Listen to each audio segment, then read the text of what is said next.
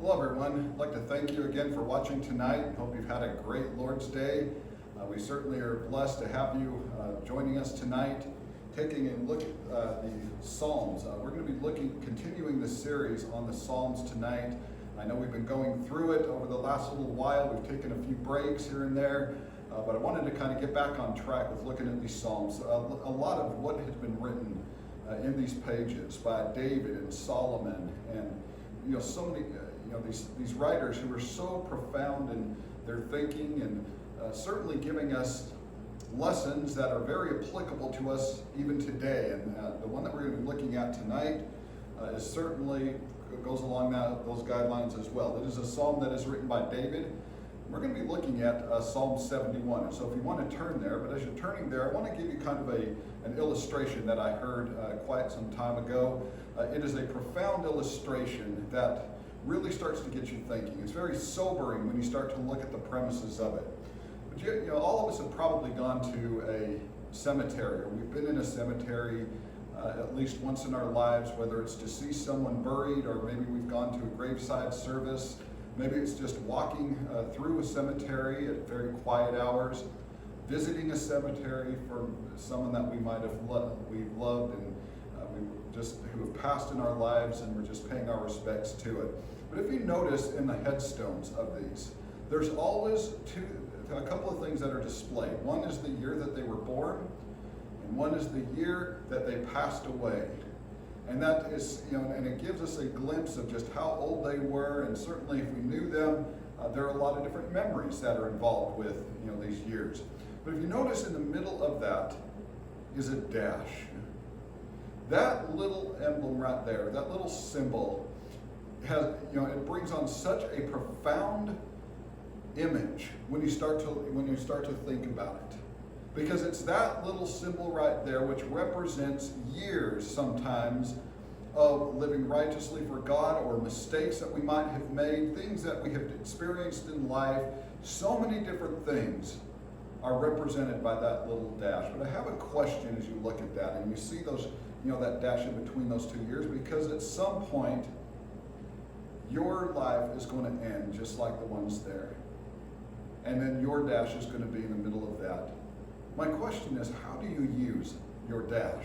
How are you using it now? When you look back on it, is it something that we will have been proud of through our life? Is it something that we'll look back and realize the many lessons that we learned, the corrections that we had to make, the mistakes that we might have made in our lives? But how do you use that dash? It is really a very deep subject to think about when you realize and consider what our lives are and what the behavior that we have right now, living for God, whether or not we're doing things appropriately, things that we know that will please Him, or are they things that might disappoint? And certainly we have mistakes that we try to correct along that way. But when you look at Psalm chapter 71, that is exactly what David is bringing into this, is looking at that dash. And David, when you look at Psalm 71, David reflects on different stages of his life in God's service. There's and it's interesting that David would write this, and you think of just what a profound, what a vast life he led with all the different events going on. There was a lot of milestones that we're able to see in David's life. You think about when David was at a very young age, and we see this in 1 Samuel chapter 16. And when if you want a really good glimpse, a great description of what happened during his life, look in 1 and 2 Samuel, and even the Kings. They have a great depiction of what his life was, and the decisions that he made, and all the different events that were going. But you look at all these different milestones of David. How the Lord chose David to be a king at a very young age. We see in 1 Samuel chapter 16 how David started playing the harp for Saul, and how they gained this relationship that would grow strong, but then eventually would lead to jealousy from Saul and wanting to destroy David. We see at a very young age in 1 Samuel 17 of how David was called out of a field, and as being the youngest brother and being far and away probably the most unlikely of heroes, serving under his father as a shepherd, and being pulled out of this field to face this giant of a man who was threatening so many different people. And to see David's courage and to see him stand against this man when no one else would, we see that, we see from a very young age what David was capable of doing, and certainly he gave the glory to God with all of these different things. And then we see how Saul becomes jealous of David eventually, and how he tried to destroy the life of David, and David goes on the run, and we read about several different things that happened during that time. We see about his friendship with Jonathan, and how this very close friendship, and how grateful we are to our friends and the ones who stay so close to us and who will do absolutely anything to make sure that we are taken care of and that we have everything that we could possibly need. And that is the kind of friend that Jonathan was to David. Remember, he would bring him rations when David was out in the field. We also see how David becomes king of Judah during this time, and how he becomes the king of Israel during this time, and how he would ultimately capture Jerusalem, and how he would bring the Ark of the Covenant, the sacred Ark, to Jerusalem. And then we see as he becomes king and is given this great responsibility, how there were mistakes that were being made. And he did let some of this power, I think, take hold of him and go to his head as he calls one of his own soldiers home, Uriah. And unbeknownst to Uriah, he has taken Bathsheba, Uriah's wife, and tried to cover it up by bringing Uriah off the battlefield and ultimately giving Uriah his own death sentence to take back to his commanding officer. What a horrible and dark time in David's life during that time. But we also see the reproval of what Nathan would give, and this rebuke that Nathan would give of him. David trusted Nathan the prophet, and when Nathan caused David to realize what he had done, what a horrible thing it was, and to see the remorse that David had, and that just the sorrow that he had for this, we're able to see a glimpse of just how humble his heart was in looking at God. And then we see his son Solomon being born, and Solomon's not the only son by any means, but we see how Solomon grew in stature and grew in wisdom and became one of the most wisest people that we've ever read. And we also read about Absalom, who rebels against his father David, and how Absalom, when he's finally destroyed, how David mourns him. We're able to read about David counting the people when he had no authority to do so, and had finally the instructions that David gives to Solomon, his son, at the end of his life. What an incredible life, and what an incredible journey David had as he looked at his life and reflects back on this. But think about David as he writes this psalm. It's a psalm that appears to be towards the end of his life, and he's reflecting back, looking back as all, several different stages, I think, of his life, looking at how he has served God through all of this time. And as we look at our own lives and start to reflect on our own lives, perhaps we have a lot of the same emotions. We go through the same things that David had during his life, and we're able to look at our lives in different stages. And that's exactly what I want to look at tonight as we read through this psalm and look at the different parts of this psalm that he writes, how David examines his faith, essentially from womb to the tomb. Because we have a lot of the same decisions to make. And though we will never be a king like David, we certainly go through a lot of the same things emotionally.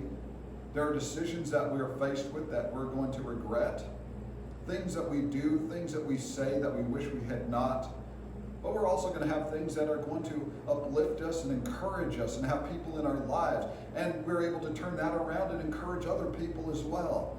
And so as we look at all these different stages of life, I hope that we're able to take this and apply it to our own lives to make ourselves better and fit and righteous before God. And so I want to take a look at this psalm in kind of three different stages. The young and adolescent years that David's writing about, and then we transition that into the adult years that David is writing about, and finally into the golden years, the old age that David will be writing about as well. And as we develop and as we mature, we realize we're going to go through all of these different stages if we live long enough. There are people in this congregation that I absolutely love and adore and who have been such great influences on me already. We've only known them for a few years. But how great it is to be able to live your life and look at so many different things that shape us and that define us, and ultimately decide who we are and where we will be after this life. Let's take a look and jump right into this. Psalm chapter 71, beginning in verse 5, we see David at this young age and talking about his young self right here. In verse 5 he says, "For you are my hope, O Lord God. You are my trust from my youth. And by you I have been upheld from birth, and you who are he who took me out of my mother's womb. My praise shall be continually of you, and I have become as a wonder to many. But you are my strong refuge." I mean, imagine David, looking back on this, remembering what had happened when he faced Goliath, remembering what had happened when he was a child right here. You think of a young child developing, and even more importantly, realizing his value to his Creator.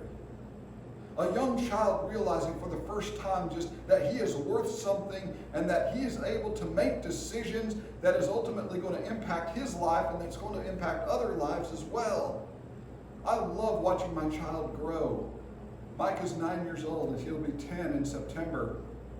And I remember him just getting so excited growing up and just emulating. He'd watch me from the pulpit. He'd watch Bible. He'd look at his Bible class teachers and look at how they were teaching and opening the Bible, and he would try to emulate that. And when he was very young, he would try to do it, and though he might not have been able to understand all of his words, he was absorbing that. That was the influence, and I'm so grateful for his teachers around him that were giving him that excitement and that enthusiasm. And as he grows into an older adult, or into an older child rather, I love watching him watch other people. He's taking notes, and he's watching the song leaders, and he's wanting to lead singing himself, and how great that is for him to want to do things that is going to please God. And watching, he prays with us at night, every night before we go to bed. He is the one that typically will lead the prayers.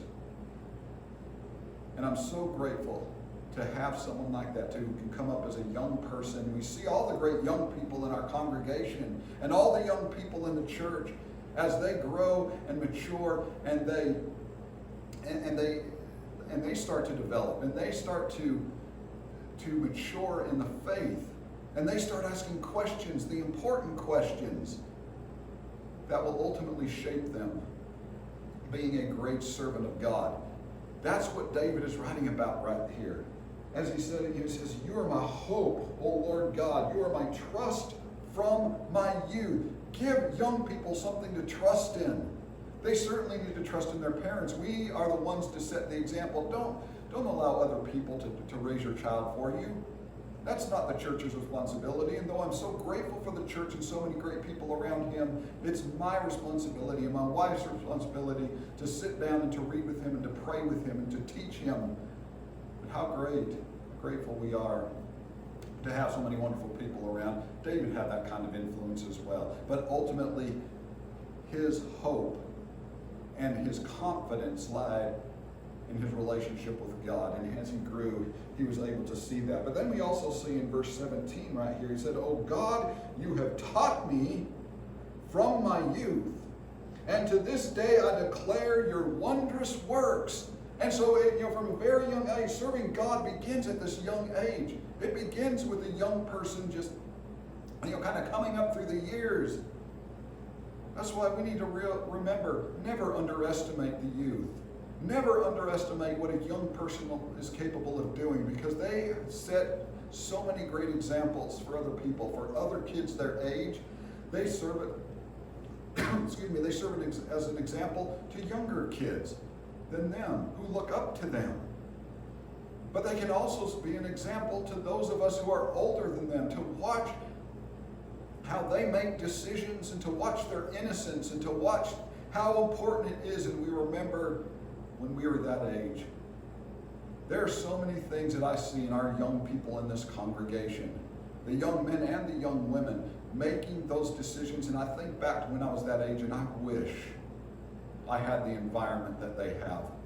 I wish I had the people surrounding me with the truth and the love to want, to see me grow.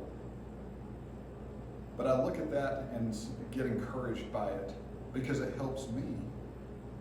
And I know it helps so many of you when we can see these young people grow up. We see a lot of things in the world about younger people, and we call them millennials, and there's so much negativity about people that are younger in age, and see so many older people just criticizing them.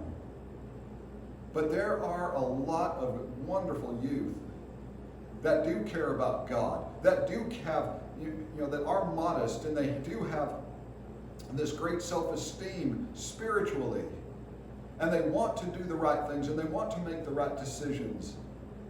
They want to be, find their place and just, and to be that influence and that example in this world and in this life, and how encouraged we need to be, and how encouraged we can be to see them as they make all of these important decisions.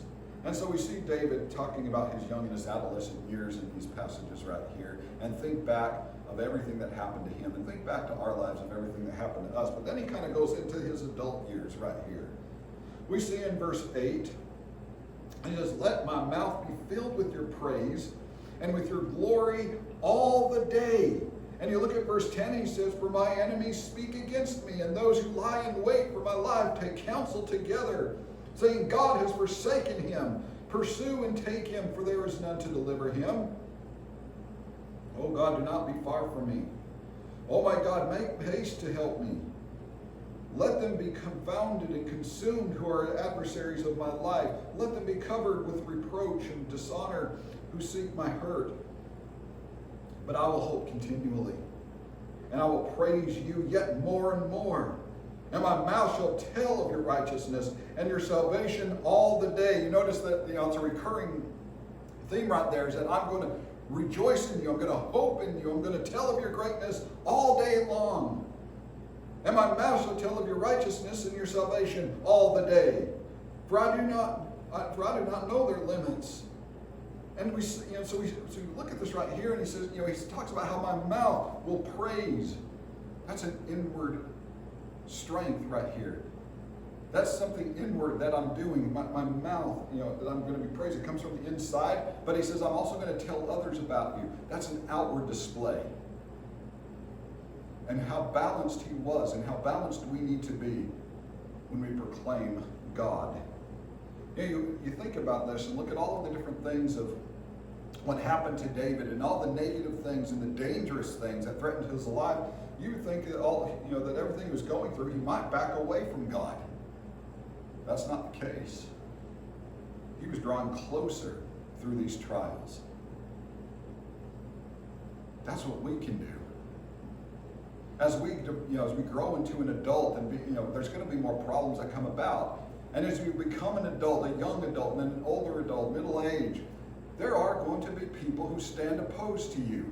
There are going to be people who speak out against you. They might lie about you. They're going to try to take your job, or they try to discredit you for whatever reason. And if we're not careful, we can get very discouraged. But David said, in the midst of all of this, as I grow, and he's talking about these adult years that come about, that in spite of all of these different things, he says, Lord, you're going to lift me up. He says, let them be confounded and consumed who are adversaries in my life. Let them be covered with reproach and dishonor. And why? Because he didn't like them? No, he's not wishing them harm. But what he's doing is he's gaining this confidence and this reliance on God. He says, those who seek my hurt, he said, those people are going to be in my life. But I'm going to hope continually. and I will praise you yet more and more. And so as all of these problems come about, and he has to face all of these different challenges, and he faces these people who wanted to destroy him, instead of running, he turns to God. And he says, I'm not just going to turn to you. He says, it built him up. He says, I will praise you yet more and more. My mouth will tell of your righteousness. And so he clung on to God. That's exactly what we need to do, is to cling to him. This shows, right here, the consistency that we need to have if we're to be in the family of God. That we don't just praise him when things are going great. We worship him, and we keep our hope in him and our trust in him, our reliance in him, our dependency when things go tough, and especially when they're tough, especially when they work against us. You look at verse 23, and he says, my lips shall greatly rejoice when I sing to you, and my soul which you have redeemed. My tongue also shall talk of your righteousness all the day long. For they are confounded, for they are brought to shame who seek my hurt. And he's saying, in the midst of all of this, he says, I'm going to grow stronger in you. And I can't worry about anyone else. And he says, Lord, please don't let these people consume me. Please don't let them surround me to the point where I can't do this. He said, my tongue shall talk of your righteousness all the day long. No one can stop you from worshiping God except you. No one can stop you from depending on him except you. And David was very mindful of this. Is this the attitude that we have when we sing? He talks about singing praises to him in verse 23. He says, my lips shall greatly rejoice when I sing to you. Is that the attitude that we have when we sing, to rejoice in him? To know and have full confidence that even though I might be in the middle of a trial, that I know God will always be with me. And with me so much, and so confident of that I can still sing praises to him. Are we greatly rejoicing? And when we sing, are we singing to him and have our minds focused on him? Or are we just thinking of other things?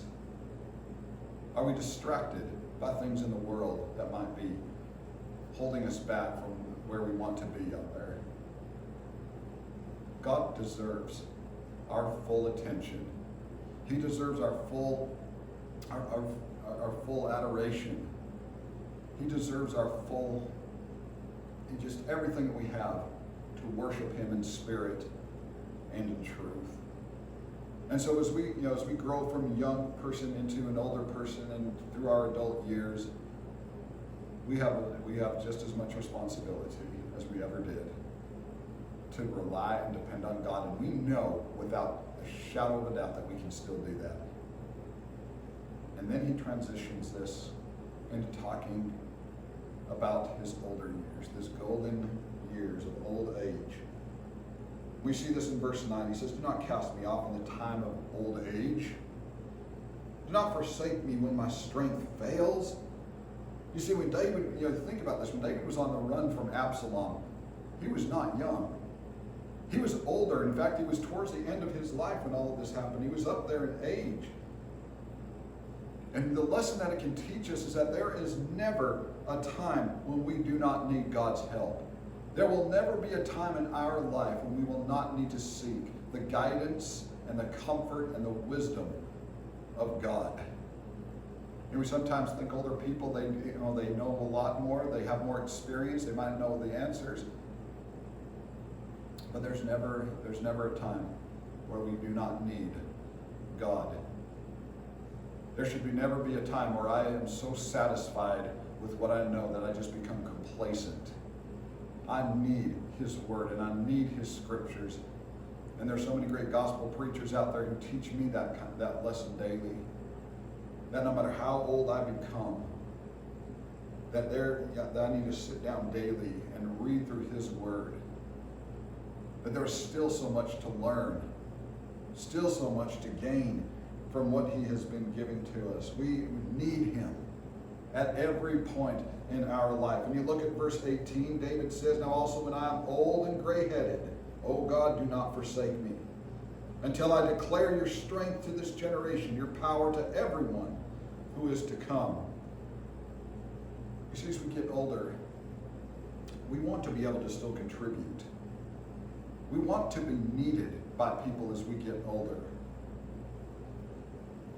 It's kind of, it's sad sometimes because I see some elderly people at different times who believe that there's nothing more that they can give.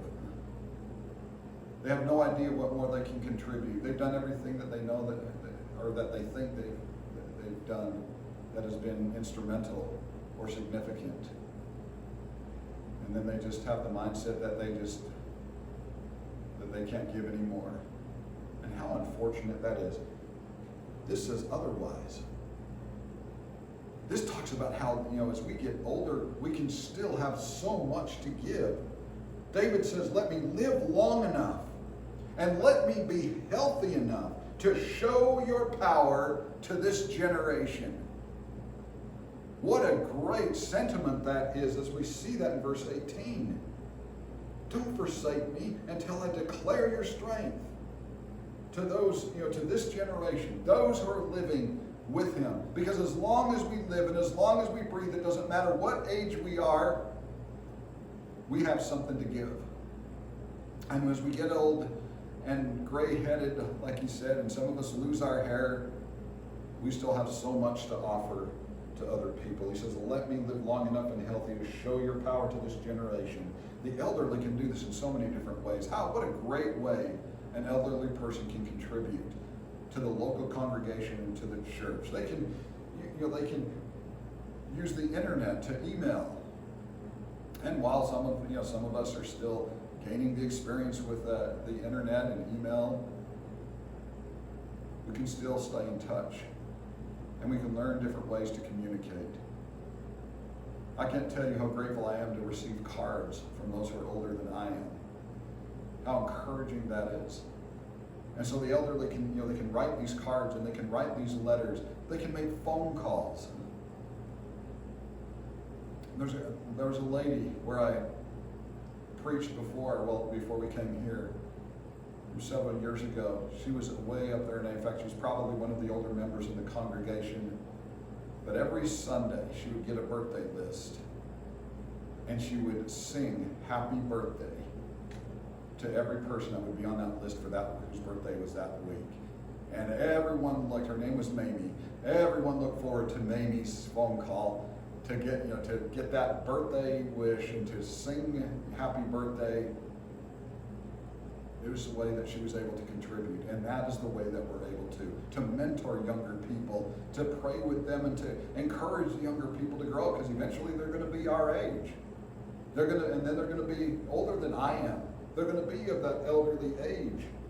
But so many different ways that the elderly can contribute to the local congregation. There is a lot that can be done in our older years, and at the same time, there is a lot that we can learn from them. Don't ever dismiss someone who's older than you. Listen to them and listen to their life experiences, because they've been there. And they've been where you have. And they've had to make many of the decisions that you have.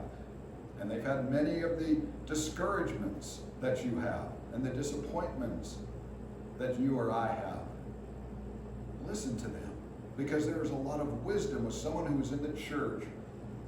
And then what they do is they're able to give that advice to us so that we learn as well as a younger age. You look at verse 19. David writes, also your righteousness, O God, is very high, and you who have done great things, O God, who is like you. You who have shown me great and severe troubles, shall revive me again and bring me up again from the depths of the earth. And you shall increase my greatness and comfort me on every side. This is David looking back at his life right here and how active God had been through all the years of his life in these different stages. And again, I ask, as we go back to this illustration, how do you use your dash? What are you doing in this life that is going to make you ready for the next one? You see, this life is a dressing room for eternity. What we do here and the decisions that we make here is going to determine where we will be. What are you doing during this time? Is it more encouraging than complaining? Is it more doing than just simply saying? Are you using your dash to get close to Him? To abide in His Word? Are you using it to talk about how great God is and what He has done for you and what He can continue to do for you? I want to encourage you to use the time that you have to get as close to God as you possibly can. Help other people get there as well. But it starts with you. And if you have anything or any need or prayer that you need during this time, please do not hesitate to ask. We want to make sure that we sit down. We want you to be confident, encouraged by God. I would love the chance to pray with you. And even more, I would love the chance to study and sit down and see what God's Word has to say about different things. But again, we are so grateful that you're with us. And if you have anything, please let us know. Don't hesitate to bring it to me or the elders or to one of the other loving people in this congregation. May the Lord